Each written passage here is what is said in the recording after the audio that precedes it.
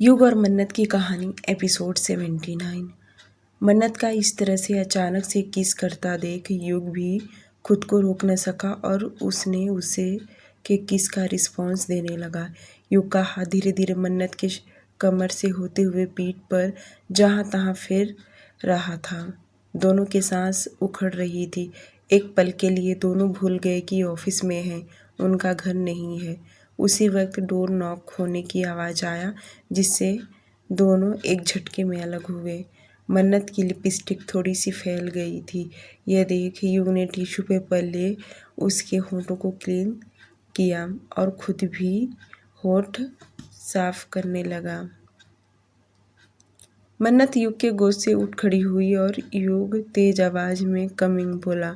Housekeeping बड़े size में tray coffee चाय स्नैक्स साथ में लेकर आया और टेबल पे रखकर बगैर नज़रें उठाए जल्दी से कैबिन से बाहर चला गया। उसके जाते ही मन्नत वापस युग के गोद में बैठ गई। युग उसके बालों को कान के पीछे करते हुए बोला, चाय पी लो, तब तक मैं 2 फाइल चेक कर लेता हूँ, फिर साथ में चलेंगे। मन्नत युग के गोद में से उठने के बजाय थोड़ा क्रॉस हुई। अब उसका पीठ युग के सामने था और युग के एकदम सामने जो टेबल पर फाइल थी मन्नत हाथ में ले देखने लगी। मन्नत बड़े गौर से देखते हुए बोली, ऐसे भी क्या काम करते हो जो इतना बिजी रहते हो? इतना बोल फाइल के पेज टर्न करने लगी। उसकी नज़र पहले पेज पर ही गया था जो बड़े अक्षरों में लिखा था, कस्टमर एग्रीमेंट करारो स्पेयर डिवीज़न जर्मनी। युग कुछ नहीं बोल रहा था बल्कि उसकी नज़र मन्नत के बैक साइड पर था और वह उसके बालों को आगे करके उसके खुले पीठ को देख रहा था और तो और उसके ड्रेस को अब वह जाकर नोटिस किया। उसने ब्लैक कलर जिसमें गोल्डन कलर के शेड बने हुए थे और उसने अपना दुपट्टा वन साइड ली थी। उसके ड्रेस से ही पता चल रहा था कि यह ड्रेस युग के डिज़ाइनर ने नहीं डिज़ाइन किया है बल्कि यह मन्नत के फैमिली वालों ने लिया है।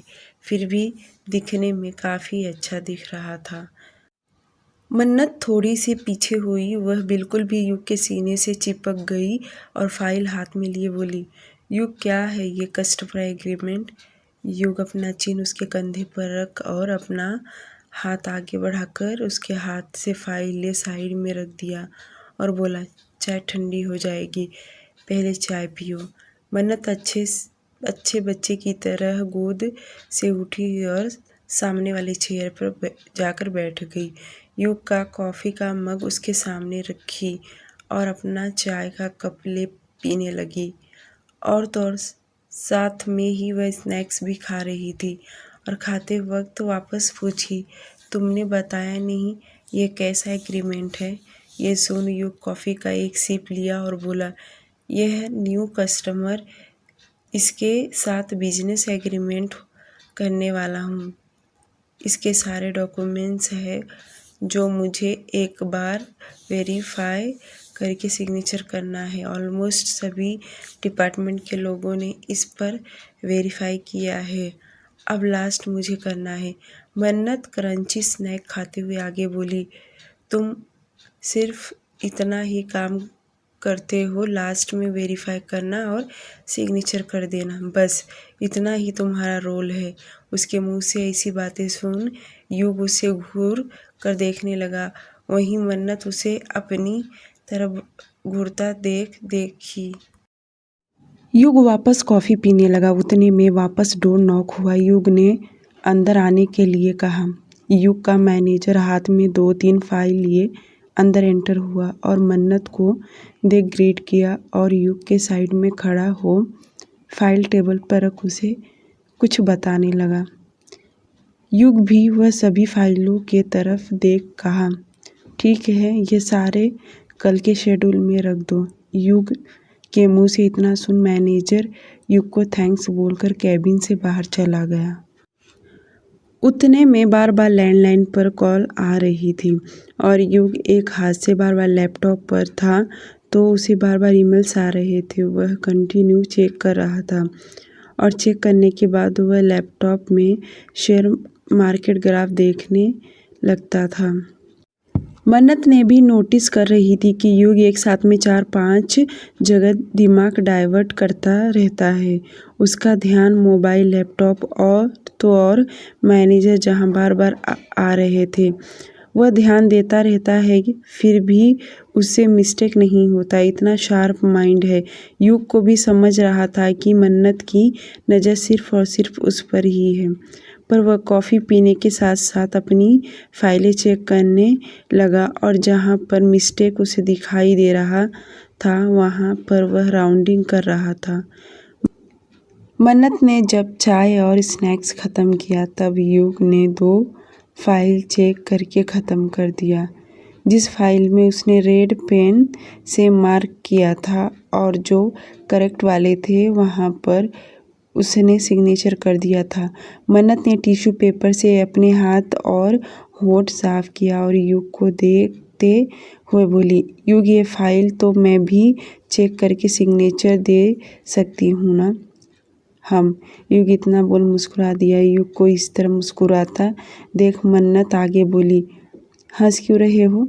मैं भी तुम्हारे सारे काम सीख गई तो तुम्हारे सारे काम चुटकियों में कर दूंगी। यह सुन युग सीरियस टोन में बोला, यह तो बहुत अच्छी बात है कि तुम काम सीखने के लिए कह रही हो। करो ना करो बात की बात, तुम्हारा कहना ही मेरे लिए बहुत मायने रखता है।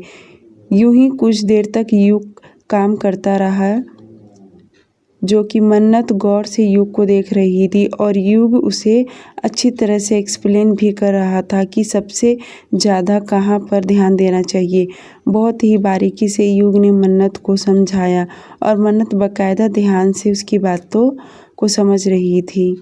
युग जो जर्मनी कंपनी करारों के साथ एग्रीमेंट करने जा रहा था, दोनों कंपनी के trade and condition, rule, regulation सभी उस फाइल मैंडेटरी किया गया था और थोराइज पर्सन और कंपनी के सीईओ सिग्नेचर बहुत इम्पोर्टेंट रहता है। पहले तो युग ने उसे सीधे लैंग्वेज में बताया, उसके बाद वह अपनी बातों में सुलझाया और वह मन्नत के माइंड का टेस्ट ले रहा था। जहाँ मन्नत कंफ्यूज हो रही थी, वह बार बार युग को पूछे जा रही थी। युग मन्नत के पूछने पे बहुत ही स्ट्रांग थी, जितना पागल दिखती है वैसे बिल्कुल भी नहीं है। यह युग अच्छे से देख पा रहा था और मन ही मन मुस्कुराने भी लगा कि वह बातों ही बातों में उसे बहुत बार कंफ्यूज करके माइंड पढ़ लिया। रात के 7:25 युग मन्नत का हाथ पकड़ के ऑफिस से बाहर निकला और वह दोनों कार में बैठ गए।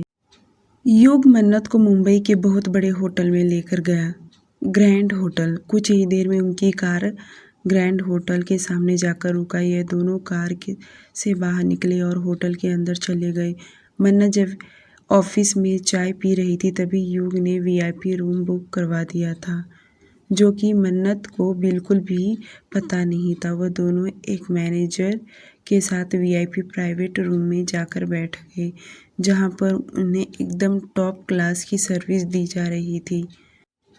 कहने के मामले में तो कुछ नहीं कह सकते, अनगिनत डिश खाने के लिए टेबल सजा दिया गया था। मन्नत की तो आंखें बड़ी बड़ी हो गई। 2 लोगों के लिए इतना सारा खाना, नॉनवेज, वेज, स्वीट सभी टाइप की चीज़ें रखे हुए थे। युग ने जानबूझकर फिश फ्राई और ग्रेवी रखवाया था, क्योंकि मन्नत बहुत चाव से खाती है। बिल्कुल भी वैसे ही मन्नत फिश देखकर उसके मुंह से लार टपकने लगा। दोनों ने मिलकर अजीब घंटे के बाद खाना खाए। युग बीच बीच में मन्नत को अपने हाथ से खिलाए जा रहा था। मन्नत भी मज़े से खा रही थी। वे दोनों घर आने के लिए करीब 9 बजे के बाद घर पहुंचे, पर सभी लोगों ने खाना खा लिया था। इस वक्त सभी लोग लिविंग एरिया में बैठे थे। मीरा जी दादी को हाथ पकड़कर उन्हें कमरे में लेकर चली गई। सभी को पहले से ही पता था कि युग और मन्नत बाहर डिनर करके आए हैं। जब युग लिविंग एरिया में बैठा तो एक नज़र सभी के तरफ देखा और सोफे पर बैठ गया। मन्नत भी बैठ गई और मीरा जी ने मन्नत के मायके वालों के हालचाल के बारे में पूछने लगी। कुछ ही देर तक सभी लोग बैठे बातें कर रहे थे कि युग सोफे से उठा और रोमा को आवाज़ देते हुए कहा, मेरे कमरे में एक गिलास दूध और साथ में फ्रूट रख देना। रोमा ने हाँ में सिर हिला दिया। युग इतना बोल सीधे सीढ़ियों के तरफ चढ़ते हुए कमरे में चला गया। उसकी बातें वहाँ पर बैठे सभी लोगों ने सुन लिया। वहीं मन्नत का थूक तो उसके गले में ही अटक गया। उसे इतनी शर्मिंदगी महसूस हुआ कि उसे किसी के भी तरफ देखा नहीं जा रहा था। काव्या मन्नत के तरफ देखते हुए बोली, युग भाई कब से दूध पीने लगे? मन्नत ने एक नज़र सभी की तरफ देख शर्माते हुए बोली, मुझे लगता है युग ने ठीक से गाना नहीं गाया, इसलिए उसने दूध पीने के लिए मंगवाया होगा। और काव्या ने अपनी आंखों से मन्नत को एक साइन दिया जो कि मन्नत बहुत अच्छे से समझ रही थी और वह इतना मंद मुस्कुराने लगी। थोड़ी देर के बाद सभी लोग अपने अपने कमरे में चले गए। मन्नत तनतनाते हुए कमरे में आई। युग इस वक्त वॉशरूम में था और 2 मिनट के बाद वॉशरूम से बाहर निकला। उसने कमर पर वाइट टॉवेल लपेटा हुआ था। उसके बाल अभी भी गीले थे जिसमें पानी टपक रहा था। उसको ऐसा देख मन्नत की तो सांसें अटक गया। युग का मस्कुलर बॉडी एकदम उसके करीब आकर बोला, ऐसे क्या देख रही हो? देखा तो है तुमने, अब जाओ जाकर फ्रेश हो जाओ। मुझे नहीं फ्रेश होना, मैं ऐसे ही ठीक हूँ। और तुमने नीचे सबके सामने दूध और फ्रूट क्यों कहा रोमा को कमरे में लाने के लिए? पता है मुझे कितनी शर्मिंदगी महसूस हुआ। अब सबको समझ गया कि तुमने ये सब क्यों मंगवाया और हमारे बीच। मन्नत इतना बोल चुप हो गई। उसे आगे के शब्द बोले नहीं जा रहे थे। वहीं युग उसकी कमर को पकड़ एकदम अपने करीब कर लिया और अपना माथा उसके माथे से सटाते हुए बोला, क्या हमारे बीच? पता चलता है तो चलने दो, वैसे भी हमारी शादी हुआ है और हम हस्बैंड वाइफ के बीच में ये सब होता ही है और सब समझदार हैं, उन्हें पता है हमारे बीच सब होता ही होगा। इतना बोले युग मन्नत को किस करने लगा। वहीं मन्नत जो नीचे चिढ़ते हुए आई थी अब उसका गुस्सा भी गायब हो गया और उसके दोनों हाथ युग के खुले बदन पर चलने लगे।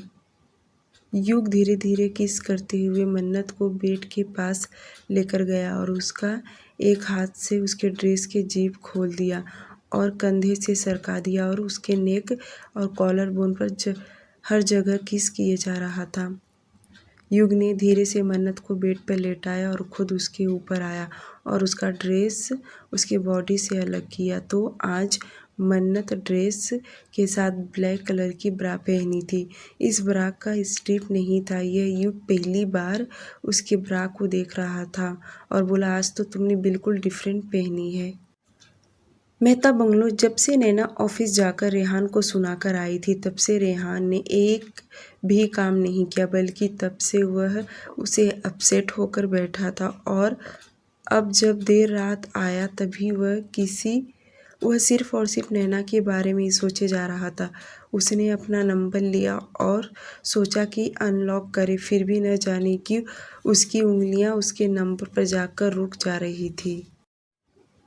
यूं ही देर रात कमरे में बैठे हुए ड्रिंक करने लगा। उसे देख ऐसा लग रहा था कि वो अपनी तकलीफ इन शराब की बोतलों से कम कर रहा है।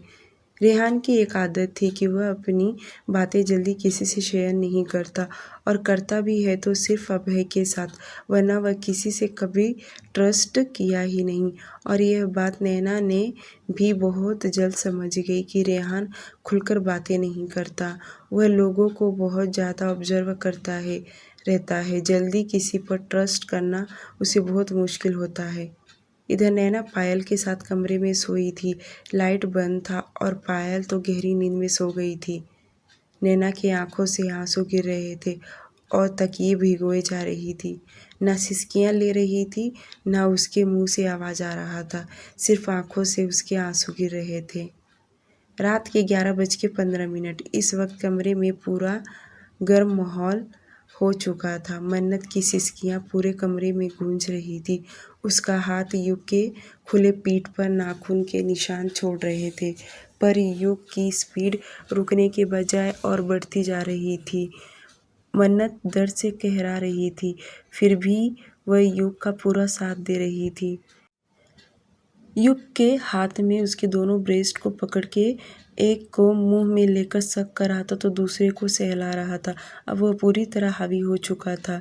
रात के 1:05 पे युग अपना हार्डनेस उसके सॉफ्टनेस में से बाहर निकाला। जैसे ही बाहर निकाला कि मन्नत के प्राइवेट पार्ट और बेडशीट पर पूरा चिपचिपाहट छोड़ दिया।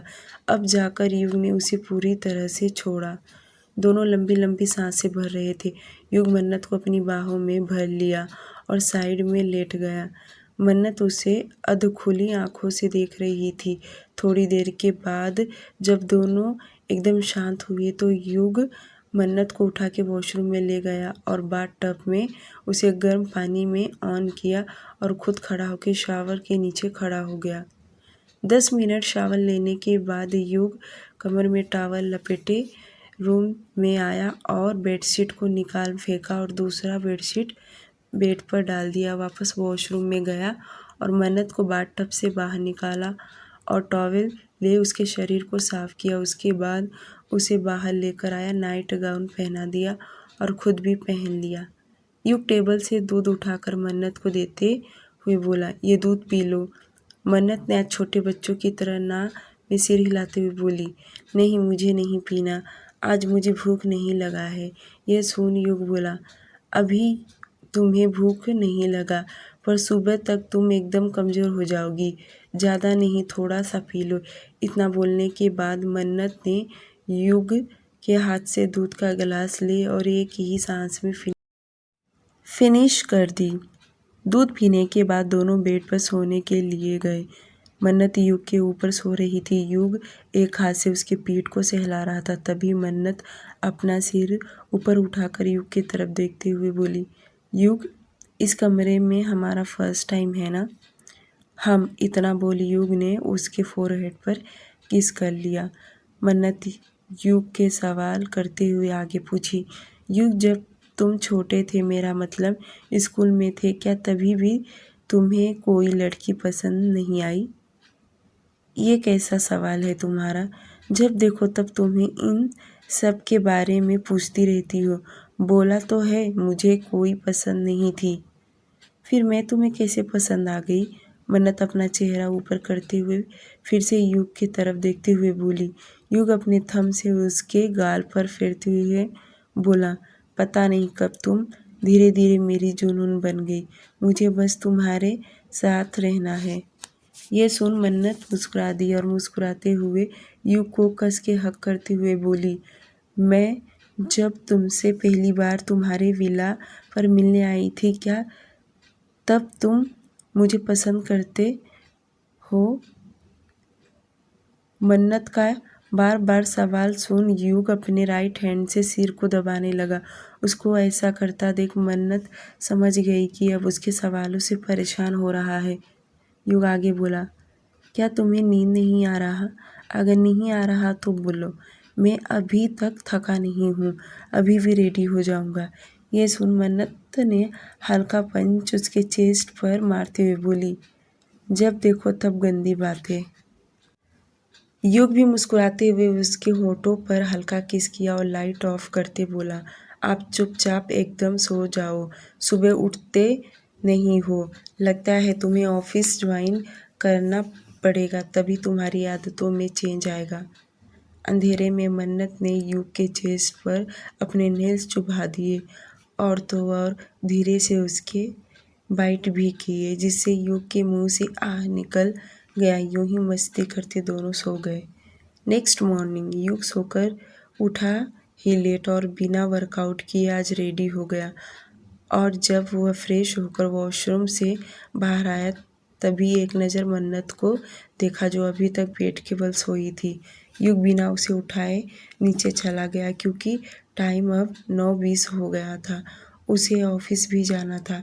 युग सभी के साथ ब्रेकफास्ट करने लगा। दादी ने युग से पूछी कि तेरी बीवी अभी तक नीचे नहीं आई। ये सुनते ही युग ने बिना दादी की तरफ देखे ही बोला, हाँ वह सोई है।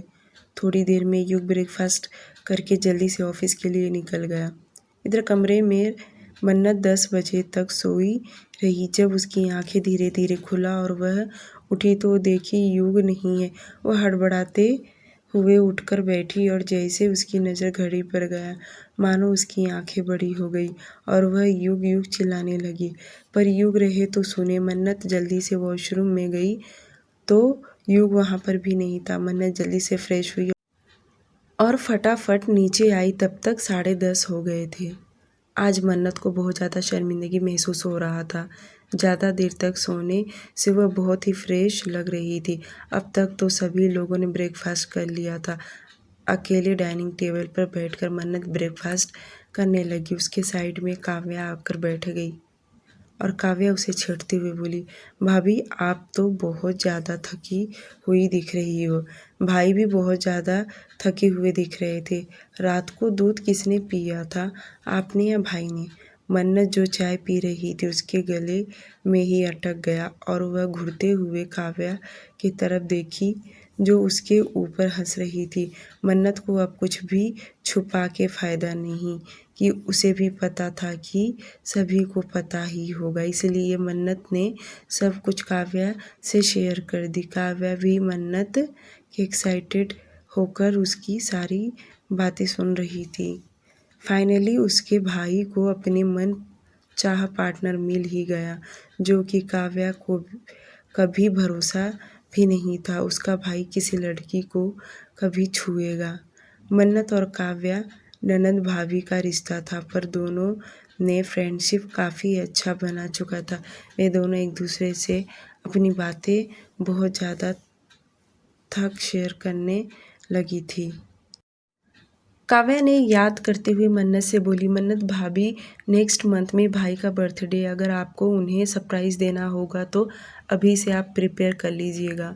युग का बर्थडे नेक्स्ट मंथ में है। ये सुन तो मन्नत खुशी के माले उछलने लगी और काव्या की तरफ देखते हुए बोली, क्या सच में? काव्या ने हाँ में सिर हिला दी और दोनों फिर से आपस में बातें करने लगे। मन्नत ने काव्या से युग के अभी तक के बर्थडे के बारे में पूछने लगी।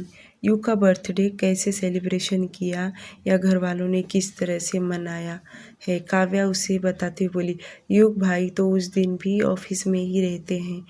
अभी तक तो ऐसे बड़े सेलिब्रेशन तो नहीं किया है। माँ और दादी अपने हाथों से उनके लिए खाना बनाती हैं और मैं स्पेशली केक बनाती हूँ।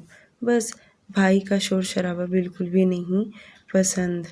वह तो कहते हैं कि बर्थडे वाले दिन और बाकी के दिन में क्या फ़र्क रहता है, एक जैसे ही दिन होते हैं।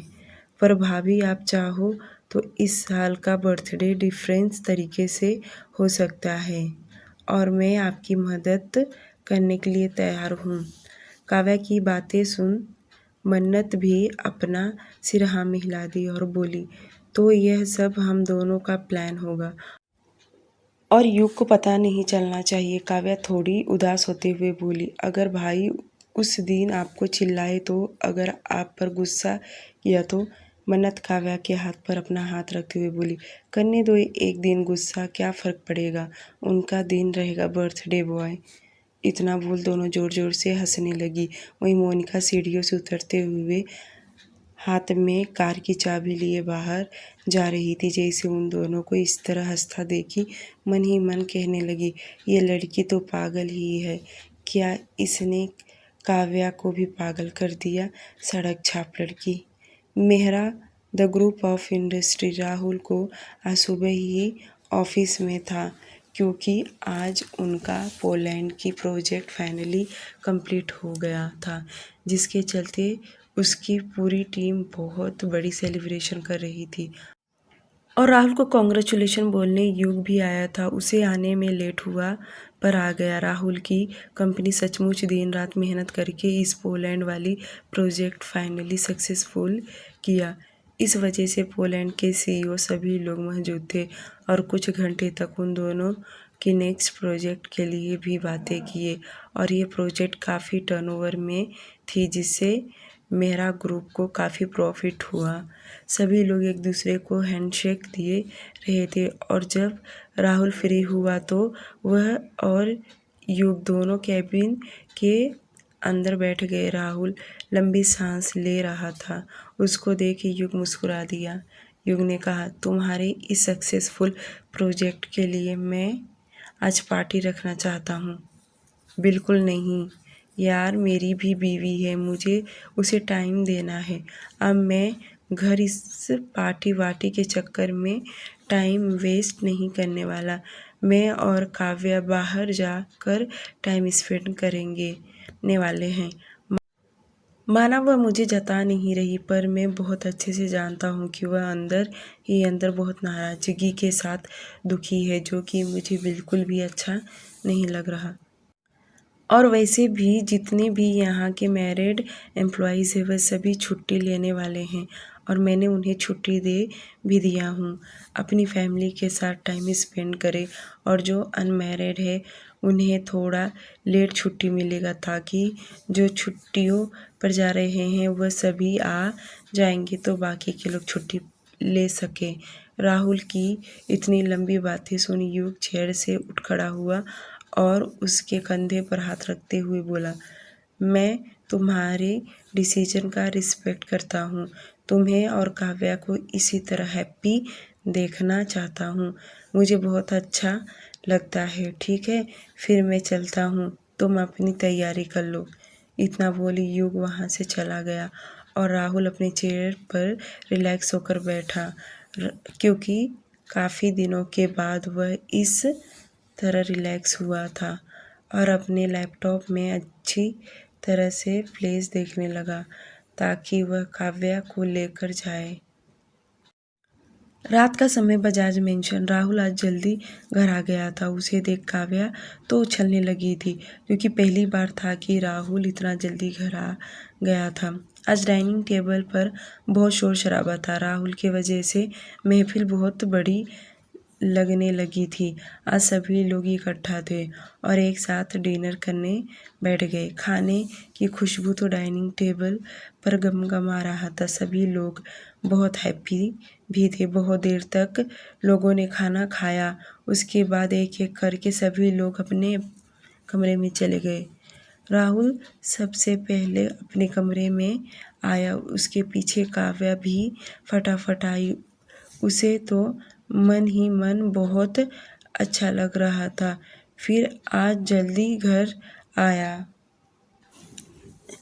जैसे ही काव्या का ध्यान राहुल पर गया कि अपनी इम्पोर्टेंट चीज़ पैक कर रहा था, ये देख काव्या परेशान हो गई। राहुल के पास जाते हुए बोली, राहुल क्या हुआ, कहीं जा रहे हो? राहुल ऐसे दिखाए जैसे कि बहुत बिजी हो और उसने काव्या को साइड करते हुए कहा, मेरे कपड़े जल्दी पैकिंग करो, मुझे बिजनेस ट्रिप के लिए बाहर जाना है। ये सुन तो काव्या पूरी तरह शॉक्ड हो गई और बोली, क्या कहा तुमने? बिजनेस ट्रिप के लिए बाहर जा रहे हो, वह भी कितने दिन के लिए? राहुल मायूस होते हुए बोला, पता नहीं मुझे कितना टाइम लग सकता है, पर 1 महीना पकड़ के चलो, हो सकता है उसके ऊपर भी लग जाए। ये सुन काव्या रिएक्ट करते हुए बोली, क्या कहा तुमने? 1 महीने के लिए तुम बाहर जा रहे हो? ऐसा भला कौन सा काम आ गया जो तुम्हें इतने दिन लगेंगे? राहुल काव्या के सामने आकर खड़ा हो गया और उसके दोनों हाथ अपने हाथ में लेते हुए बोला, सॉरी काव्या, मुझे पता है तुम्हें बुरा लग रहा है, पर मैं क्या करूँ, सच कह रहा हूँ, ये प्रोजेक्ट बहुत इम्पोर्टेंट है। अगर इसे अधूरा छोड़ दिया तो हमारा बहुत लॉस होने वाला है। अब तुम ही बताओ मैं क्या करूँ? इस प्रोजेक्ट को किसी भी हालत में मुझे कंप्लीट करके कस्टमर को देना ही है, किसी भी हालत में। राहुल ने अपनी बातें कहने को तो कह दिया, वहीं काव्या का तो अब बुरा हाल हो रहा था। वह पहले से ही इतने दिनों से बिजी था, तो भी उसे इतना दिलासा तो था कि रात को आता था, पर अब तो इंडिया से बाहर जा रहा है। काव्या उदास होते हुए बोली, राहुल, इतना काम करने की क्या ज़रूरत है कि तुम कितने दिनों से बिजी हो? ये सुन राहुल ने उसके हाथ को पकड़ अपनी तरफ खींचा और उसके कमर पर हाथ रखते हुए बोला, बिजी तो हूँ मैं और मेहनत भी कर रहा हूँ, सिर्फ अपनी बीवी के लिए।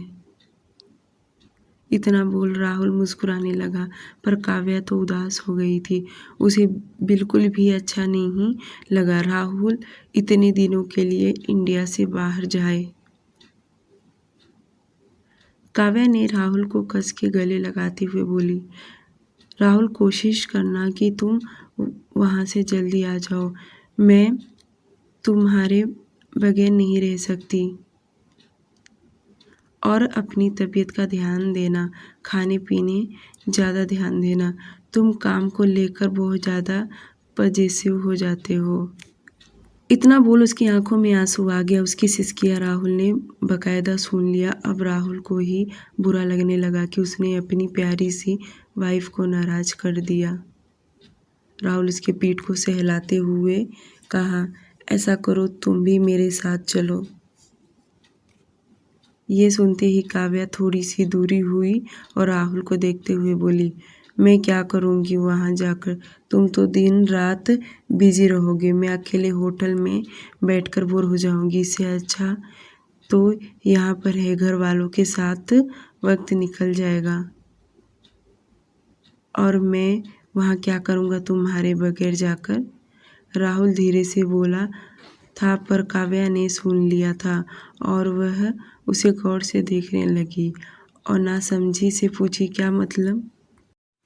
राहुल अपनी बात करेक्ट करते हुए बोला, मेरा मतलब है कि तुम भी चलो मेरे साथ। मैं वहाँ थोड़ा कम काम करूँगा और हम लोग थोड़ा घूम भी लेंगे साथ में। काव्या का तो बहुत मन था कि राहुल के साथ जाए, पर वह जानती थी कि राहुल काम को लेकर बहुत ज़्यादा पजेसिव हो जाता है, इसलिए वह उसे फिर से मना कर दी। राहुल था जिद्दी, उसने मना लिया। वह फिर 4-5 घंटे काम करेगा, बाकी टाइम वह काव्या को टाइम देगा, जिसके चलते काव्या भी मान गई और उसने अपना पैकिंग करने लगी। राहुल का तो प्लानिंग कुछ और ही था, जिससे काव्या बिल्कुल भी अंदाज़ा नहीं हुआ और वह जल्दी जल्दी पैकिंग कर ली। रात के 11 बजे राहुल और काव्या ने अपनी पैकिंग कर लिया और सूटकेस लेकर वह कमरे से बाहर निकले। लिविंग एरिया में युग, मीरा जी, दादी, मोनिका सभी लोग मौजूद थे। युग ने थोड़ी देर पहले सभी को बता दिया था जब वे दोनों कमरे में पैकिंग कर रहे थे। युग ने सभी को मना कर दिया था कि काव्या को कोई कुछ ना कहे और यह सुन किसी ने भी कोई रिएक्ट नहीं किया जिससे काव्या को पता चले। उन दोनों ने सभी लोगों से आशीर्वाद लिया। युग ने काव्या को अपने गले लगा लिया और राहुल को भी कुछ ही देर में उन दोनों को शेरा एयरपोर्ट ड्रॉप करने चला गया और बाकी के लोग अपने अपने कमरे में सोने चले गए। जब युग और मन्नत अपने कमरे में आए तो मन्नत बेड पर बैठते हुए बोली, राहुल भाई कितने अच्छे हैं ना, और तो और बहुत ज़्यादा समझदार भी हैं।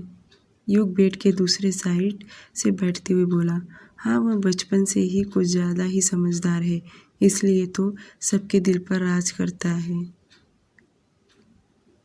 और जब युग बेड पर लेटा तो उसके ऊपर मन्नत लेट गई और मन्नत युग को देखते हुए बोली, तुम्हें खाने में सबसे ज़्यादा क्या पसंद है?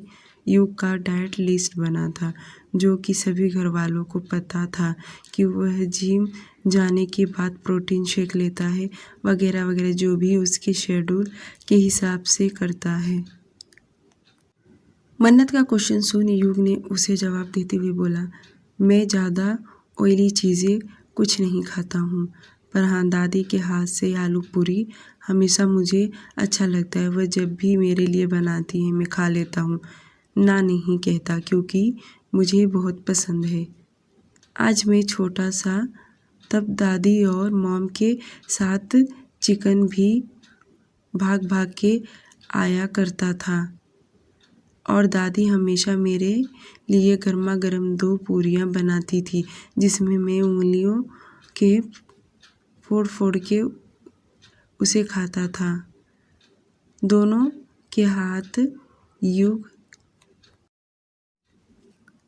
मन्नत मन में कहने लगी, चलो एक चीज़ तो पता चल गया कि युग को आलू पूरी बहुत पसंद है, पर उसे अपनी दादी के हाथ का ही पसंद है।